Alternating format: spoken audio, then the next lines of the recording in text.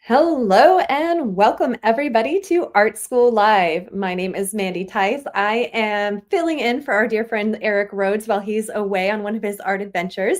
And today I am also your guest artist. So we are going to do something really special today, and we are going to work on painting flowers digitally, right? So we've been exploring more and more the digital painting on my last few visits as a guest artist. And today we're going to get into some chroma ideas, the intensity of color that flowers have. So without further ado, let's get the show started. It's Art School Live with Eric Rhoads.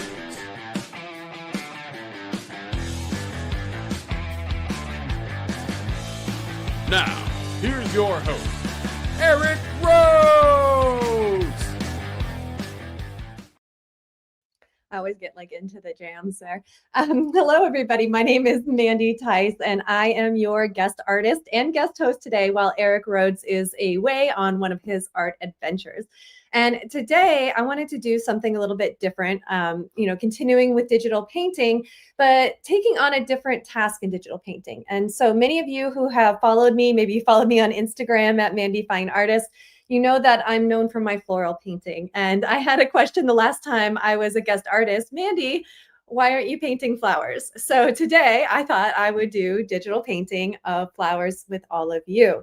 If you've ever tried to paint flowers, you may know that it's a little bit of a different challenge than painting other subjects. So for one thing, flowers move on you, especially if you're painting them from life. Today, I'm working from a photograph just for clarity for teaching, but in my personal work, I never work from photographs. I always like to have the objects directly in front of me. I only do it for your benefit teaching because you can see it easier, and it's just a better learning experience for all of you. So one challenge with flowers is that they move. If you've ever painted flowers, sat down for a couple hours and painted flowers, you'll see that they actually follow the light as the day progresses. They'll move up and down, they'll wilt sometimes. Some flowers are great in a vase. Other flowers will, like poppies, will just on you almost immediately, right? So you have to have a strategy if you're painting flowers. So one strategy is you can take a photo, but if you're working from life, I feel like it's really valuable to kind of treat painting flowers like you would a figure, right? So the figure, we don't ask our models not to breathe, right? We expect them to move slightly, and we anticipate that and we accommodate that. But for some reason, when we're painting flowers, we're like, no, they should never move, even though they're also living things, right? So just, getting in the mindset that flowers have a gesture, they're a living thing, they're going to move on you, can help you experience success when painting flowers. And so that's number one, is that flowers are alive. They're living things.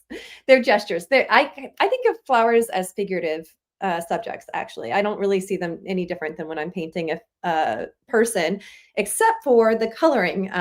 As far as I know, we don't have any neon pink people out there. Maybe we do, and I haven't met them. But in the flower world, we have some of the most intense colors that we see anywhere in the natural world. And what's interesting about painting flowers that a lot of people don't realize is that our eyes can actually see more intense colors than oil paint can achieve. So, sometimes you'll see a really bright pink flower and you might be struggling to mix the right color. But the real problem is that your eye can actually see a more intense color than what you can mixed with oil paint. So you have to make a choice. You can either make it as bright as you possibly can with whatever pigments you have, or you can dull down what's around it so that the flower itself looks brighter. Now, today we are going to be in digital painting, which means that I have access to a broader spectrum of colors than we have pigments. And I want to start today's lesson just really talking about what I mean by this. It's one thing for me to go blah, blah, blah, blah, blah. Here's what our eye sees. But it's another thing to really show you what our pigments can and cannot do. So I'm going to go ahead and share my screen here. Oh, I am sharing my screen. Oh, excellent. Okay, so I just need to paste. Sorry, I'm still navigating all of this. Okay, so what I have here is a flower and, my white quote unquote canvas on the side. And we're going to be doing digital painting today. So I have my stylus out. And the first thing I'm noticing is that we have a really chromatic flower here, right? Now, I want to spend just a minute talking about what we can achieve with different media. So for example, if you are working in colored pencils, the brightest pink in a colored pencil when it's on paper is actually quite dull. It's somewhere around, a colored pencil will be the brightest you can get out of it is something around here. Okay, so we're going to call this colored pencil. And there's different sets or whatever, but because there's so much wax in it, it dilutes the intensity of the color, and they tend to be a little bit dull. Oil paint can get a little bit more intense, right? So oil paint, we can get something, we can go even a little bit more intense than that.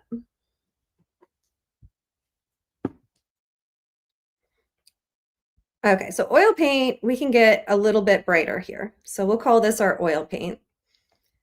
And when we're painting digitally, we actually can get a little bit more intense. We can get closer to this really, really intense pink. So we're going to call this digital.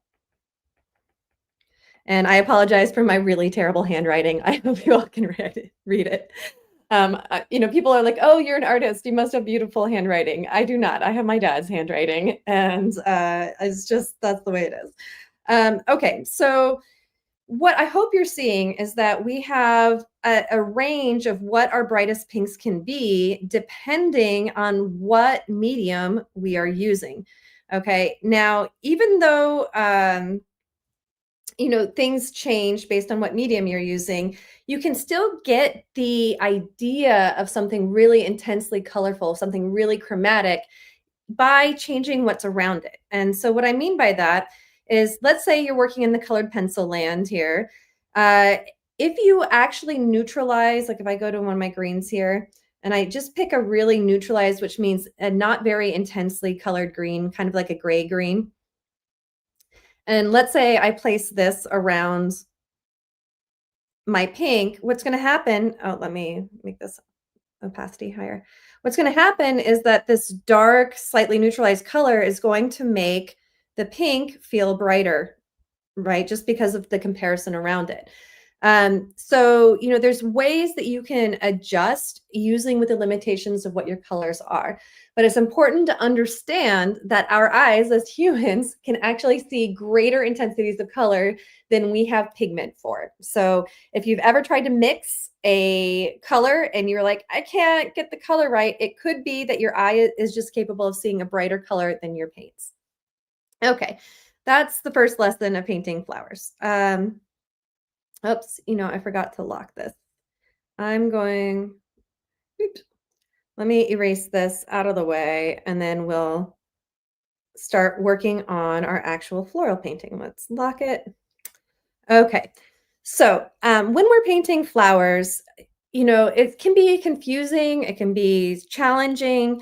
One thing that's happening is that we tend to want to be like, oh, a flower looks like a petal, a petal, a petal, right? But that's not what this flower necessarily looks like. So how do we approach breaking down something that's actually quite complex?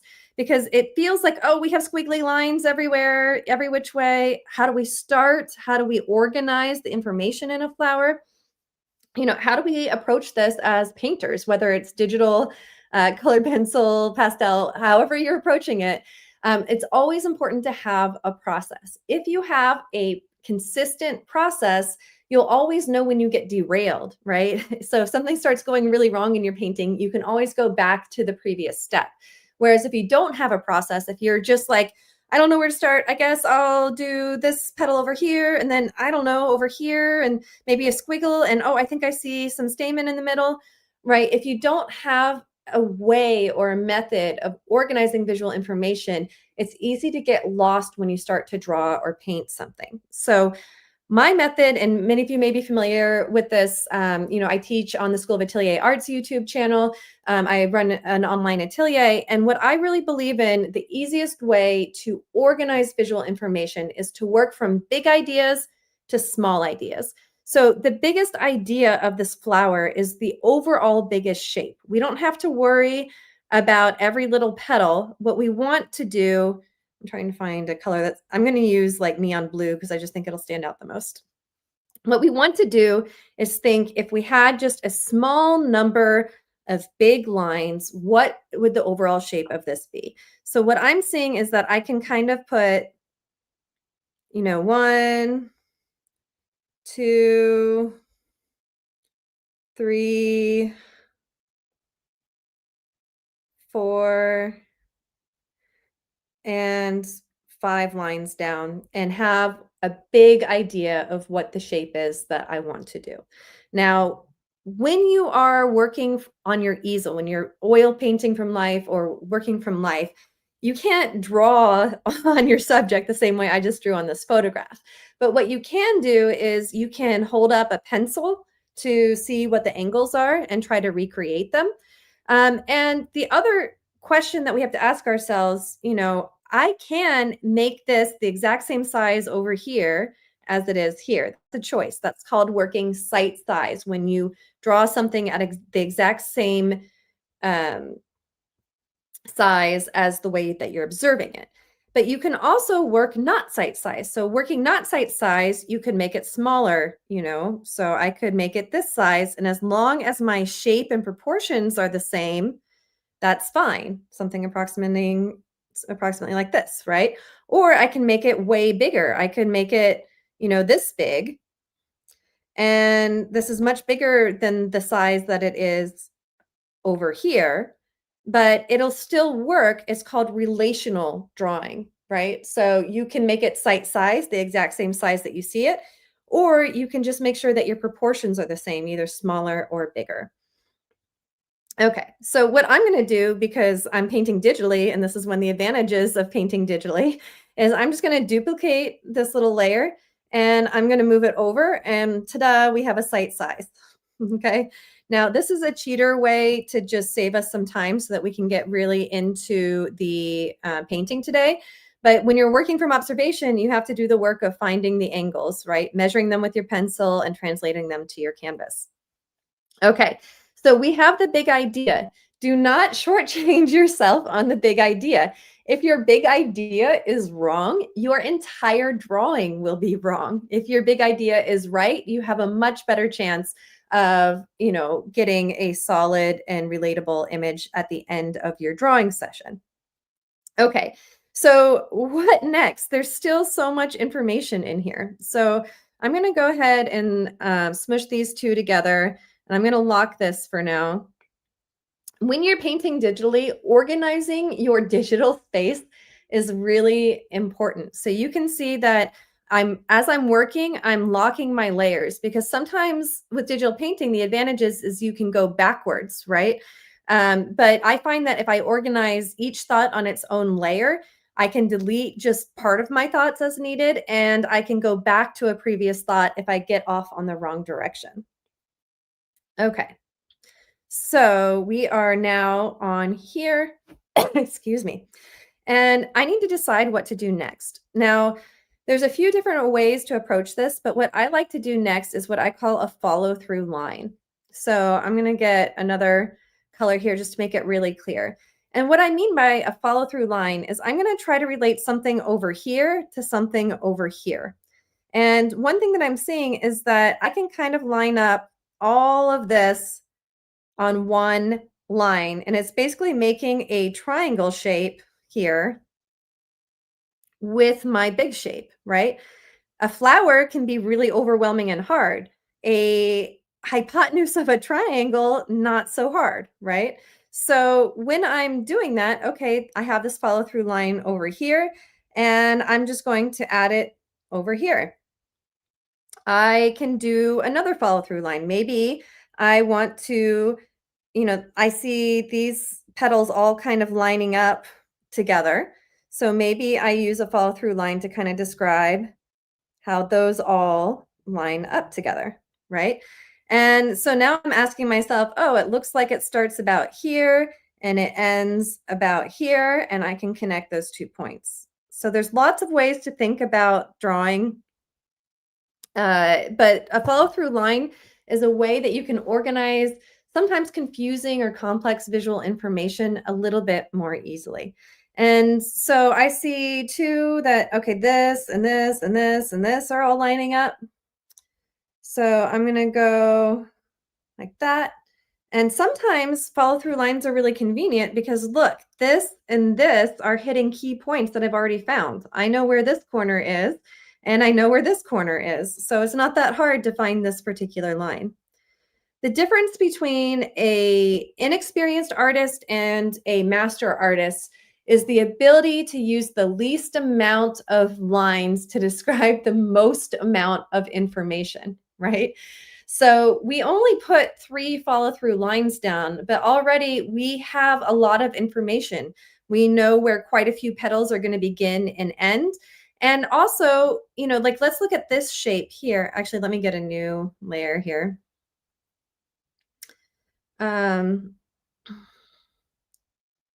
It's hard when you're painting something really chromatic to find colors that will show. Okay, so we've basically created over here, this is much easier to try to think about at once instead of the whole flower, right? So now we know where that section goes over here. It makes things easier. You don't have to get all the information in your head onto the paper at the same time. What you do need to do is to get your big ideas down and then break them down into smaller ideas and then smaller ideas and then smaller ideas. All right, I am seeing one more major follow through line I'd like to add before we go on to this next step, because I feel like this here is a bunch of important lining up information. And so I'm going to go ahead and add that in as well. Oops. Oh, I somehow went to eraser mode. All right, I feel like that's approximately where it goes. Okay, so I'm basically going to use this as a guideline. I'm going to put these two together. I'm going to use this information to start drawing my flower. Now, it's easy to get distracted by color, but really what I'm trying to do is just get some of the big ideas of my drawing in place. So I'm going to go ahead and go to, you know, this darker color, and I'm going to use this guideline to start filling in some of my information.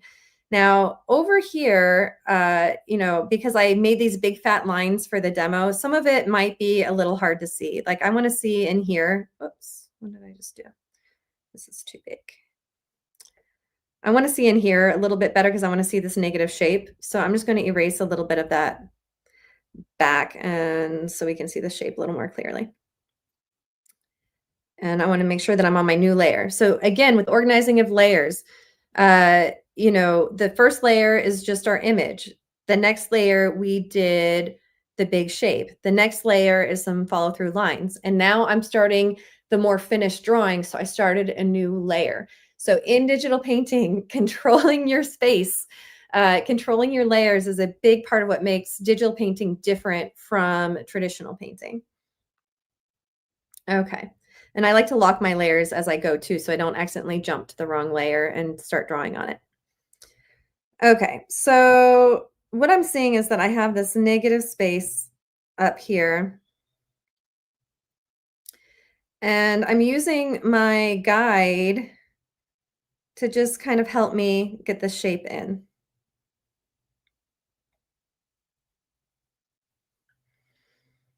All right, and what I'm going to do is I like to work around the parameter when I do flowers. So, you know, I'm getting these negative shapes in. And I'm just going to continue. Like it looks like this petal extends down a little bit. And that wasn't big enough.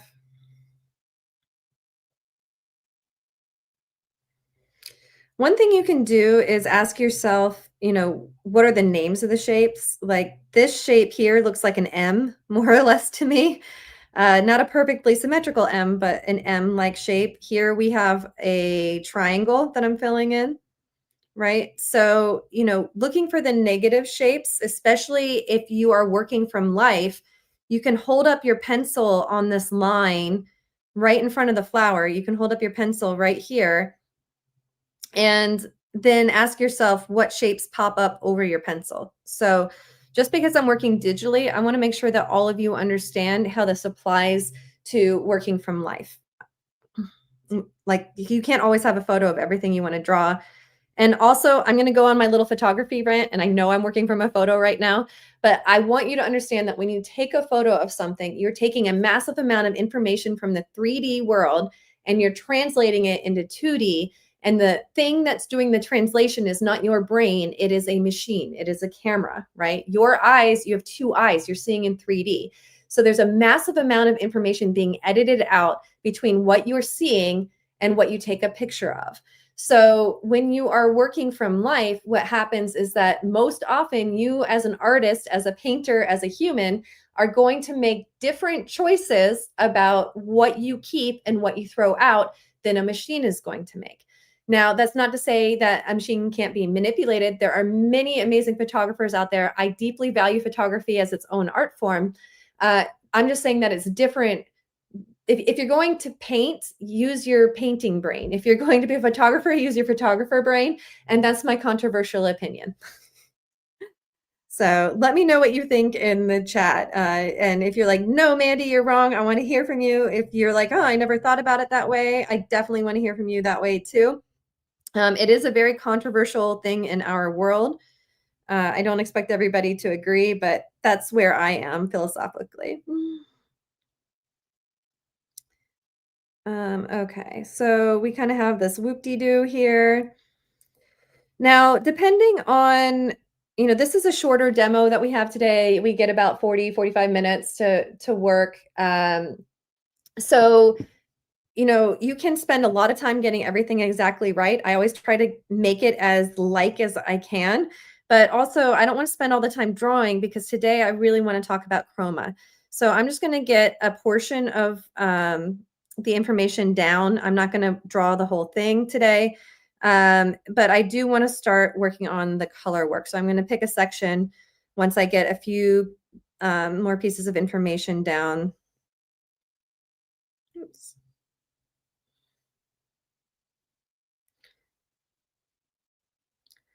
Here.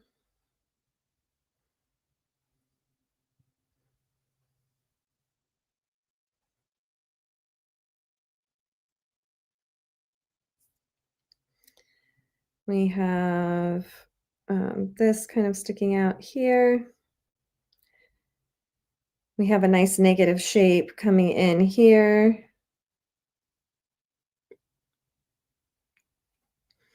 So I'm just working my way around. Once you have the big idea in place, you have really important information that will help you be more accurate in your drawing. If I just started, on the upper hand and was like, oh, there's 3 bumps here and 2 bumps here, by the time you get all the way around, it gets very distorted, right? So start with the big idea and then work within it. Big ideas to small ideas.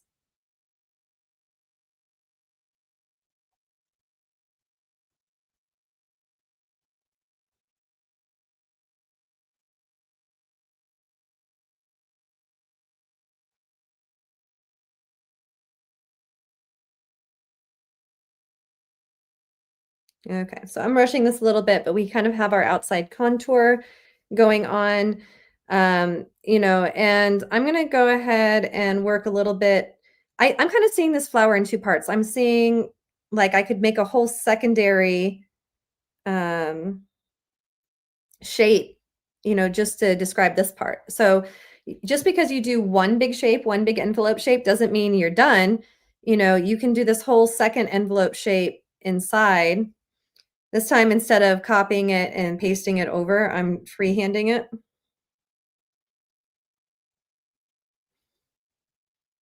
All right, so now we have the idea where our middle petals go, right? So big ideas to little ideas. If you ever get overwhelmed by a section of your drawing, break it into a smaller piece. Okay. All right, we're at the point where we're starting to get confusing. So I'm going to take away some of our, oops, I see what I did. Okay. And I'm going to start a new layer here. Okay. So we have the outside. I'm going to quickly think about how I want to organize this. So I'm seeing kind of some inside shapes here like this, just enough to give us a little bit more information about what we're doing. Similar to what I did on the outside of the big envelope, I'm going to do to the inside of the smaller envelope.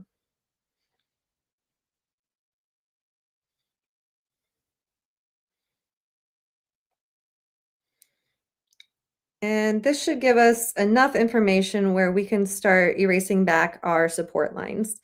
So I'm going to go ahead and take out, why?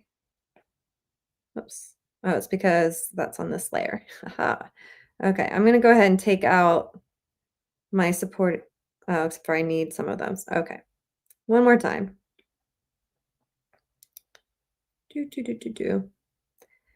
Okay, so I am going to pull back now. What did I want to do? Okay, I'm going to merge these together. I'm going to duplicate this. I'm going to take this one off and I'm going to erase over here just so we can really take a look at our flower, right? So, you know, those structural lines are there to help us. You know, they're kind of like our training wheels, you know, when you're riding a bike. But, you know, at some point you don't need them and they can be more confusing than helpful. All right, so we essentially have built up this flower and I want to start getting into the color a little bit more here. Now, this particular photo does not necessarily have a strong light and shadow side. There's definitely some areas of shadow. I'm going to get a new layer here. Blue, we'll do blue. Okay, so we have a few areas of shadow, but this is somewhat flat lighting. So we have a little bit of shadow in here. You know, where it goes deep in the flower, we have some shadow in here. So, but it's not as strong. What is happening is that we have a shift between pinks. We have colder, bluier pinks here, and we have hotter, redder pinks here. Now, this is something that's really important to know about flowers, which is that the flower petals themselves, if you look at a flower petal, they are slightly translucent. Okay, they're not solid masses, they are translucent. And what happens when you have slightly translucent things packed all together tightly, especially in a flower towards the center, is that they start bouncing light off of each other. And it's not always warmer, but most often it is a warmth that gets intensified because of the slightly translucent effect of the light bouncing through the petals. So when we go to paint this, you know, if I go to my pinks here, do you see how I can shift my pinks more red and more cool, more purpley or more orangey, right? So for the center of my flower, I'm picking an orangier pink. I still want it to read pink, but I'm picking an orangier pink.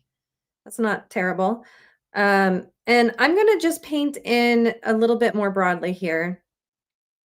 So this is kind of more towards the center of my flower. It's this orangier pink in here. And there's actually a little bit of darkness too, because we have some shadow in there. So we'll get to that in a moment. All right, so when I'm painting flowers, I tend to try to establish where are my warmest shapes and where are my coolest shapes and what are kind of my in-between shapes. So, you know, this pink shape to me comes in here. It extends over here. We have, I'm going to use just a slightly thicker as if I was using a paintbrush because I like to have the big ideas first and then break it down. Okay, so, you know, these are kind of the more hot pink parts of our flowers. There is a little bit of warm and cool within that, but overall, this is the hottest part of our flower. And then we have some cool parts of our flower, or cooler. They're cooler and they are a slight bit lighter as well. So, oops, I want to go. So when I'm looking at this, this area here is cooler and a little bit lighter in value.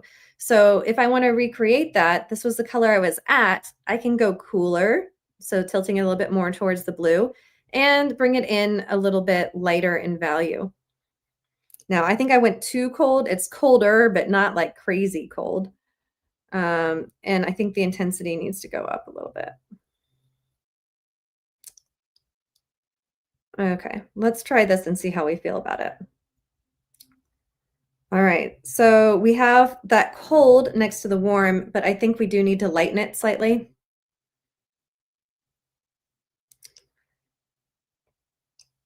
There we go. Okay, now you may have noticed that as I lightened it, it became less intense. What I really want is a fairly intense and light value, and that can be hard to get with any medium, digital painting, pigments, because when you're working in high chroma areas, you're limited because you can often see more than what you can achieve with your pigment. Now, with digital painting, it's a little easier because light is an element in digital painting, which can give us more intensity. Okay, so we have this.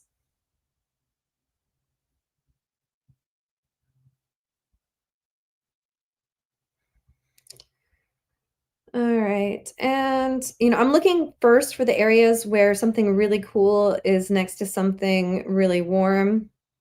So up here is another example. Now, this up here where I'm working right now, it feels like it needs to be a little bit darker. So I'm going to go ahead and keep the coldness of this pink, but I'm going to darken it slightly. It's just too much of a change in value.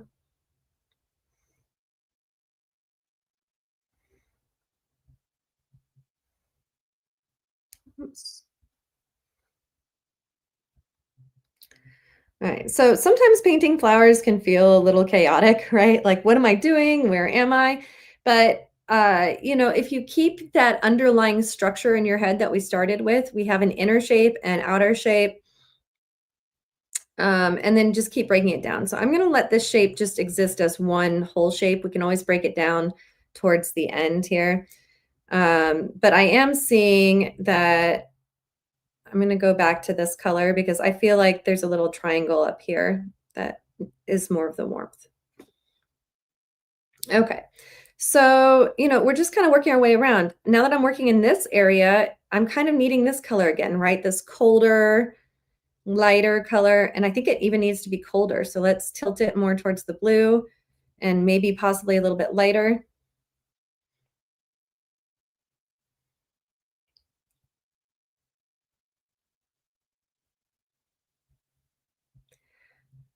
So there is some variation, in the petals, but for right now, if we had to choose either a warm pink or a cold pink, we're trying to just divide up in those categories.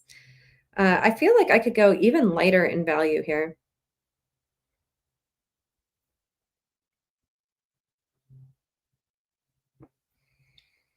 And it might be exaggerated a little bit on the purpley side, but I'd rather have that contrast right now and tone it down a little bit later in the painting process.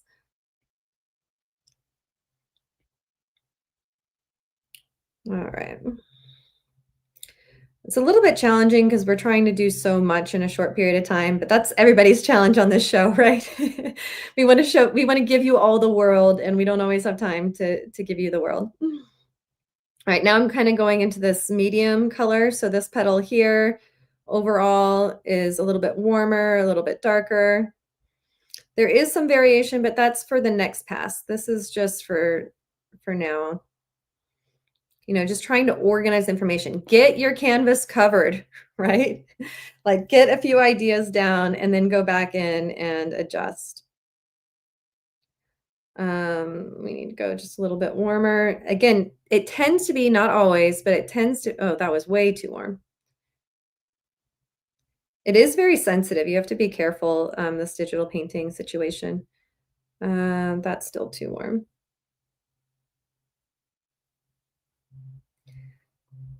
Just a little bit warmer. As you go, I actually think maybe this is more of what I want. As you go towards the center, you're going to get slightly different colors, but generally speaking, going towards the center, you're going to get a little bit warmer. Okay, let's pull this color. We kind of have this interesting thing going. We have one dead petal right here, which is kind of giving us a different color, but that's a distraction. We'll get this in first.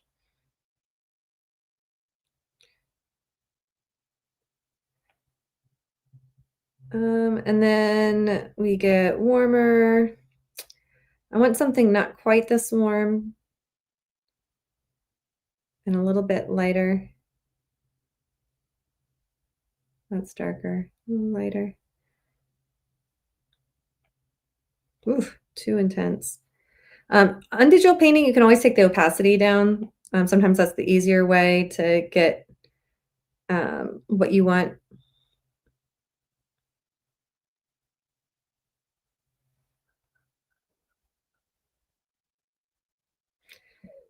And then it gets more red as it gets underneath here, so we'll add that in a minute. Now, if you do transparency to kind of showcase, you can see that you're gonna see your marks more, the mark making that you have more. All right, so this red needs to go darker in here. Bring my opacity back up. I want a really clean shape. Now, if you do get lost, like this is starting to get messy, sometimes just throwing in a really clean shape can help reorganize your thoughts. Should I want this color?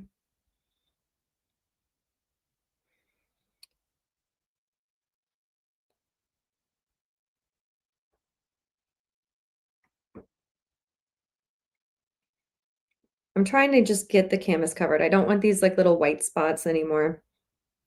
I'm trying to get them out of the way.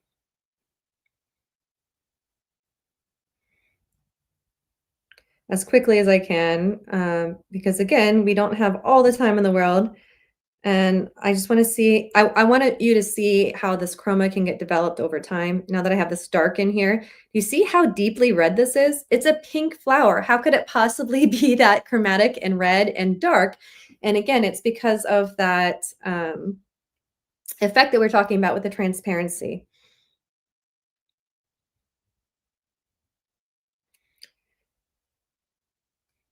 And of course, it gets darker as it goes closer to the center. We have this one, I'm gonna have to get this yellowy pink shape. It's really kind of an unusual. I might have to layer colors in order to get it in here because that's too intensely colored. So let's throw some pink over it.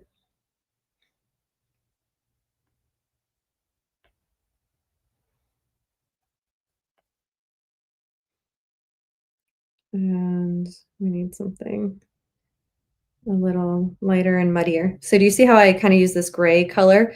And it's still a pink, it's just a neutralized pink, but it looks almost orange by comparison, just because it's so neutralized compared to what the pink is doing there. Right. Sometimes too, so we've been focusing on the positive, but this flower in part looks so pink because of what's behind it. So sometimes you'll find, like when I'm getting over here, for example, that, I just want to throw in some dark just to make it easier to see what's going on. I could do the same down here, just throwing in some of these negative shapes for clarity. Just makes it easier. Oh, I'm not 100% transparency.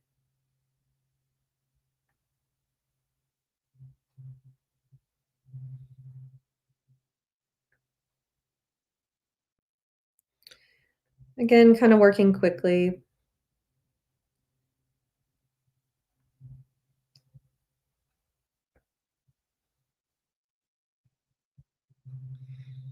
All right, I'm not going to throw all the darks in. We just don't have time, but the ones that were going to help me, we threw in. All right, this shape over here, it has a lot of these different colors in it. I want something just a little bit warmer than that. That's too warm. It really is an art of subtlety. You can see that I'm not moving very far between the warms and the cools.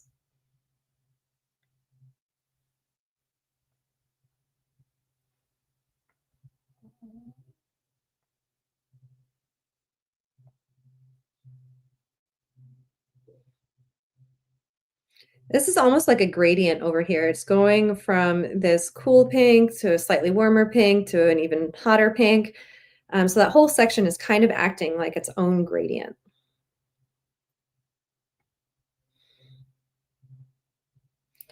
Okay, so we more or less have this covered, and now we are looking for some more clarity on our shapes. So we have, oh gosh, we don't have much time. All right, we have about 5 minutes to just really take what feels kind of messy and give it some clarity. So one thing I'm seeing is that we actually, in the darkest part of our flower, we can darken a little bit. There's these two kind of dots in here that are really anchoring our flower. And then we can go ahead and define a couple key points. So for one, I'm just going to darken this section and neutralize this section a little bit. It got a little bit light.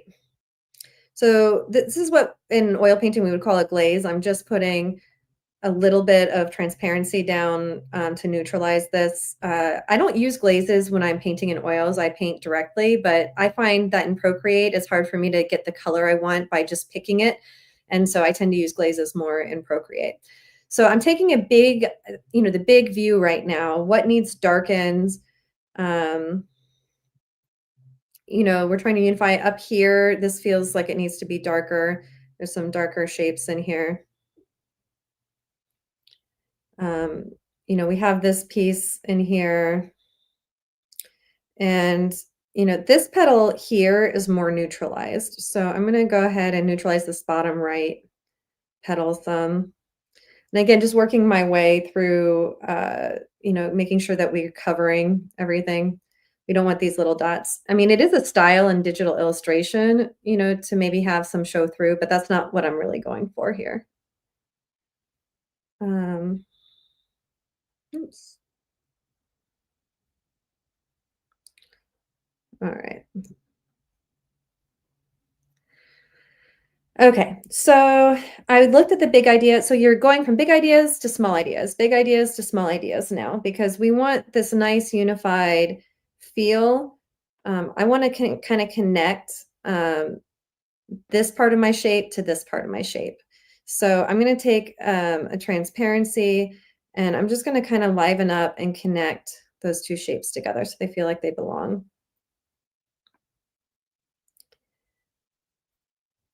Okay, so we really need some clarity here, because right now we kind of have a flower, but it's not totally reading. If we didn't have this bottom part here, we might not know that this is a flower. So what are some key elements that we can do?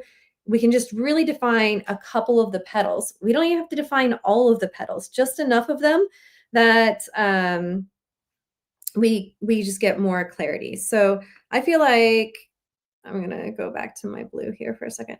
I feel like in here, this petal here is a really good one because we have a light against a dark. So I'm going to just really go for that one. So I'm going to take my dark and just reshape the edge here.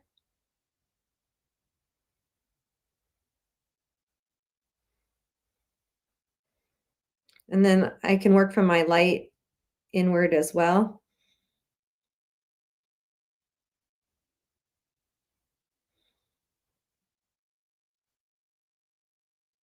And I want this like dark color because it actually gets quite dark in this one little spot.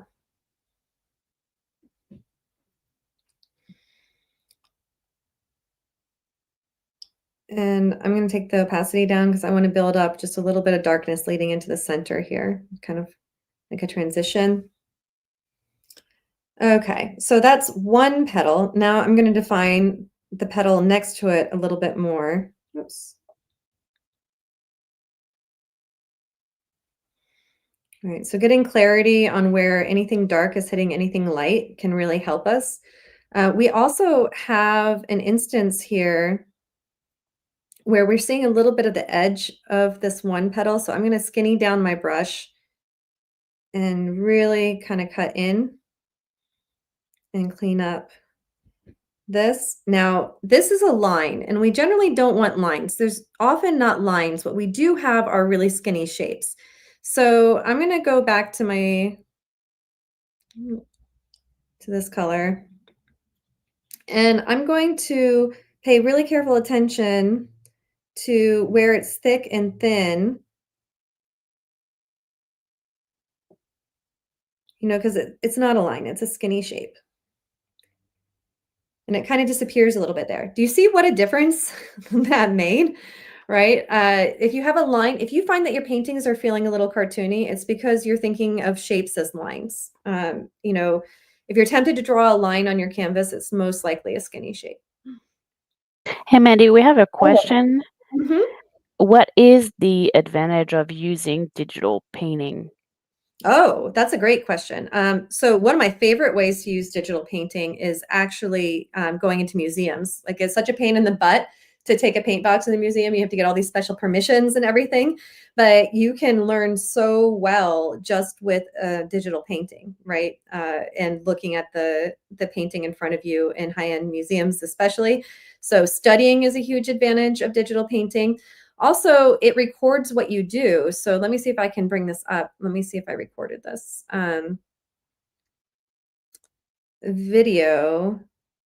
All right, so let me replay the time lapse. So when I'm teaching, if you want to see what you've done or your students are missing, like from the teaching standpoint, it's really helpful. But also for students. So those of you who are students, if you're working digitally and your painting goes really bad and you don't know why, if you can show your teacher the recording of it, they'll often be able to pinpoint exactly where and what went wrong. Okay. And then also it can be fun. Some people just really prefer digital painting.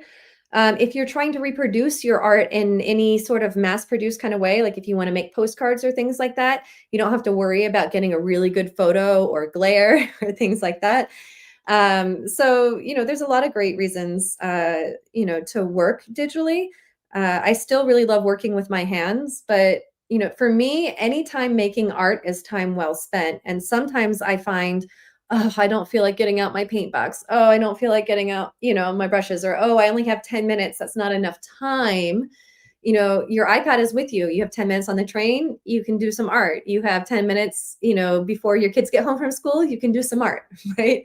Without that big overhead burden of the mess and things like that. So it's a great question. It's, the downsides are that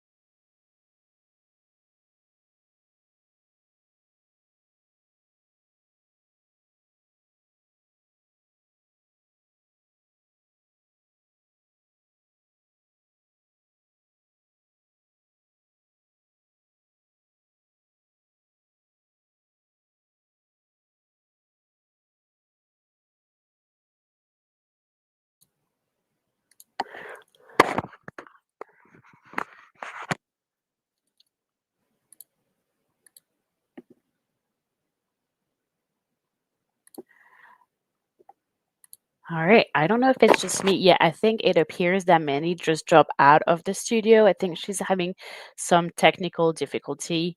I'm going to see if she's going to come back soon, but let me just talk to you real quick while she does so about Plein Air Live. So we have Plein Air Live coming up in November. I think it's November 6th to 8th, 2025, and Essential Techniques Days on November 5th. And it's really about learning more about your journey to outdoor painting. So if you're interested in painting outside, but you don't know how, or you're maybe a little scared to start, then you need to attend Plein Air Live and you'll learn all about it. So you can sign up at pleinairlive.com. We also have a free gift for you today. It's a video. I think it's 2 or 3 hours long. And it's called 97 Incredible Art Secrets. So you can get it at 97artsecrets.com/ASL. So Mandy is not back, so I don't know what's going on. She might have a little technical difficulty, so I'm gonna end the show a little early. But I hope that you got a lot out of it. Don't forget to check out her website, which is schoolofatelierarts.com, and follow her on Instagram. I'm sure she will post her final digital demo there. Tomorrow we are on with Ned Mueller, so that's very exciting. I'm very excited, and we'll see you tomorrow. Thank you so much.